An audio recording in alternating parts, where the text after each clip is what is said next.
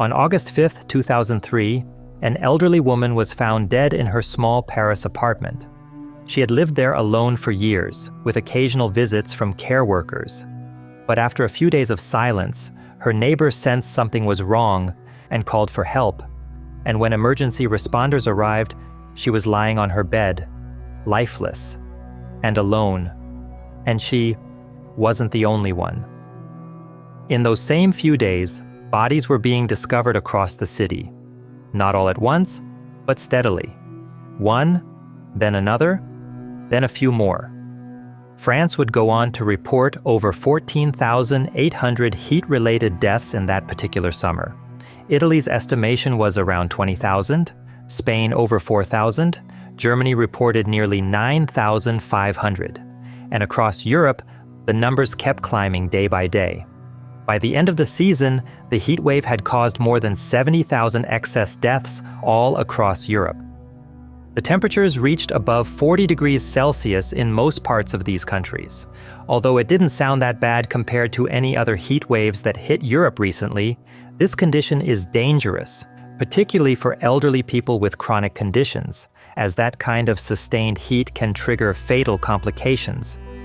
Combine that with being quote-unquote isolated in homes that weren't even designed for such extreme conditions, the heat became lethal within days. These were older buildings with thick walls that were designed to trap heat during colder weather. Only a few had air conditioning since it wasn't a common thing and was considered a luxury item to have in the early 2000s. And in many cases, windows were kept closed for safety purposes or to block out traffic noise. But that also trapped the heat inside since the hot air had nowhere to circulate out, even at night. People with underlying conditions such as heart problems or limited mobility often had very few options.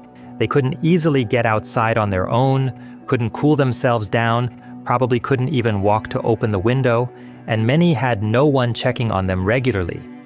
Even in care homes, the situation wasn't always better. Many facilities were understaffed because it was August and a lot of workers were on holiday. Some homes were running on what you'd call a skeleton crew, which means the absolute minimum number of people needed to keep something running. And in this case, there were only 1 or 2 workers covering an entire floor. That meant the staff sometimes had to make difficult choices about who to check on first, simply because there wasn't enough time or manpower to monitor everyone.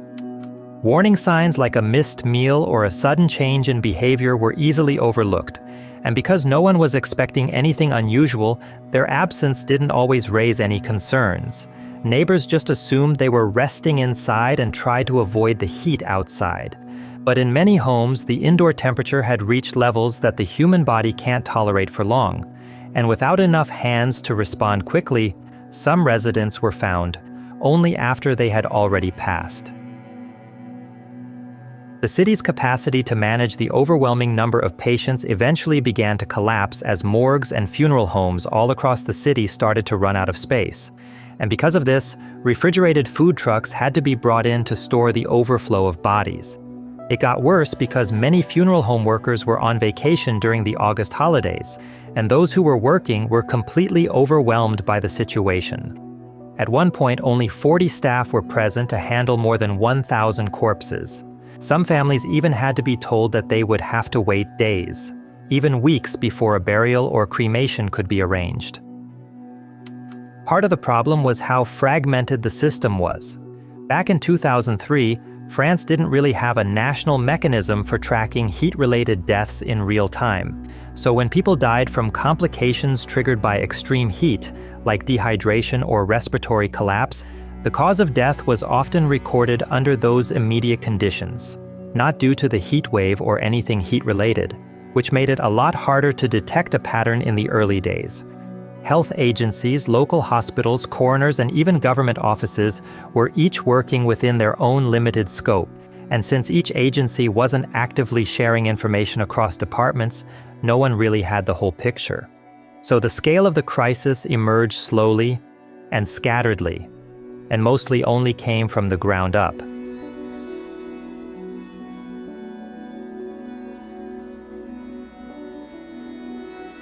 Once the death toll could no longer be ignored, the French government found itself forced to respond to a crisis it had treated as a seasonal inconvenience for nearly 2 weeks. The first official acknowledgement came on August 11th, when Health Minister Jean-François Mattei appeared on national television from a holiday home in the south of France. He tried to assure the public that the situation was under control, while also advising people to stay hydrated and to check on elderly relatives. Still, the government maintained a posture of detachment for days after some measures already being implemented. President Jacques Chirac was still on vacation in Canada and did not return to France. Prime Minister Jean-Pierre Raffarin was also away in central France and avoided public comment during the most critical days. There was literally no sense of urgency from the people in charge. So by August 12th, the story had started to break open only after local officials and medical workers began speaking to journalists. Several national newspapers, including Le Monde and Libération, began publishing reports about the overflowing morgues and the sudden spike in elderly deaths. Some of the first detailed coverage came from coroners and ambulance workers who reported the increasing number of elderly residents dying quietly. Many of them were even found only after neighbors became concerned about the smell coming from the hallway. That's how bad the situation was. It wasn't until the end of August that the government finally confirmed the scale of the disaster. It took literally weeks after rising anger from the public and multiple investigative reports. The official death toll in France alone stood at nearly 15,000 heat-related deaths. And for weeks, their suffering had gone unnoticed, and their absence was ignored, while the government was enjoying their fully deserved vacations. The French public health system had completely failed to recognize the crisis as it was happening, and those in charge were really slow to act, even as the warning signs became impossible to ignore. Don't take my word for it. Take it from the French Parliament. Their investigation report concluded that the system had been caught off guard, with no meaningful coordination and no sense of urgency from the authorities.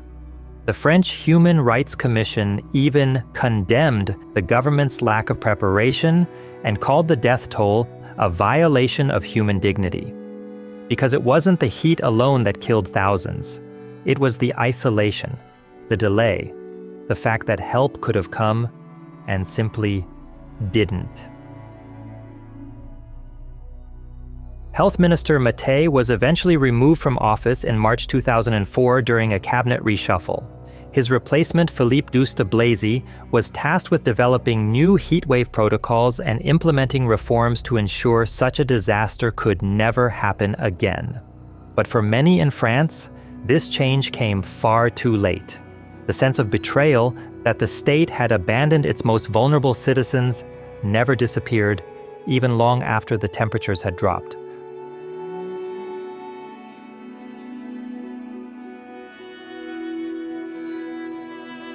After promising that such a failure would never happen again, the French government established a national heatwave response plan known as the Plan National Canicule to prevent mass casualties through early warnings and structured response tiers. Local governments were also instructed to maintain registries of vulnerable residents, especially the elderly, and to conduct regular check-ins when the temperature is rising. It was a comprehensive strategy, and it was one of the first systems of its kind in Europe. In other words, France was really serious to make sure this high number of fatalities never happens again. These reforms eventually became a wake-up call across the continent, as several other European countries developed their own heatwave action plans. So by the time another major heatwave hit through Europe in 2019, governments had spent more than a decade building up their protocols.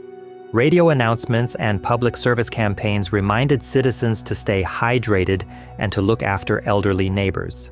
City halls also distributed flyers and set up cool rooms where residents could shelter temporarily from the heat.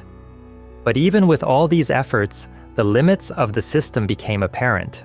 Because in the last week of June 2019, a small town of Verargues hit an unprecedented 46 degrees Celsius. It was the highest temperature ever recorded on mainland French soil. And on that same week, Paris faced an intense 42.6 degrees, which was the hottest the capital had ever been.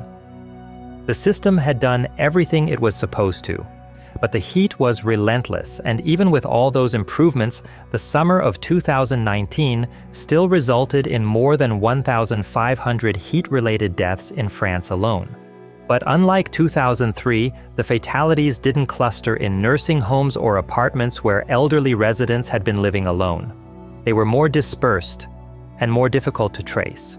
Sure, many of the victims were still older adults, but there were also people between the ages of 35 and 64 working outdoors in agriculture and construction. These were people whose livelihoods depended on enduring the heat, not escaping it. There were also undocumented migrants who lived in temporary encampments with little to no airflow. There were families in suburban housing blocks where the only insulation had been designed to trap warmth in winter. And there were also homeless individuals who had no easy access to drinking water or shelter. And in 2022, wildfires in the south of France forced mass evacuations among residents, while at the same time, hospitals in several regions also reported a sharp rise in emergency room visits due to the heat wave. These combined pressures eventually stretched the already strained healthcare staff as they tried to manage both the smoke and the heat. That summer, French health authorities confirmed nearly 4,800 deaths linked to extreme heat, and across Europe, the number was estimated at around 61,000 deaths. What these more recent summers showed us is that climate-driven disasters never look the same twice.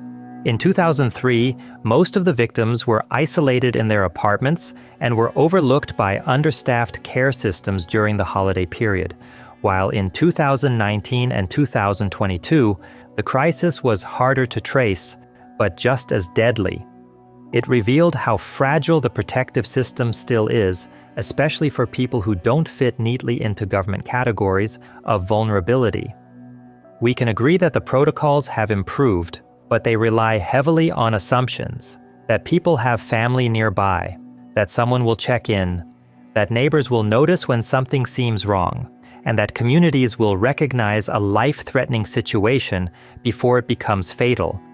And in many cases, these assumptions still fail, especially in a society that's already structured by inequality and individuality. May the souls of all the victims rest in peace.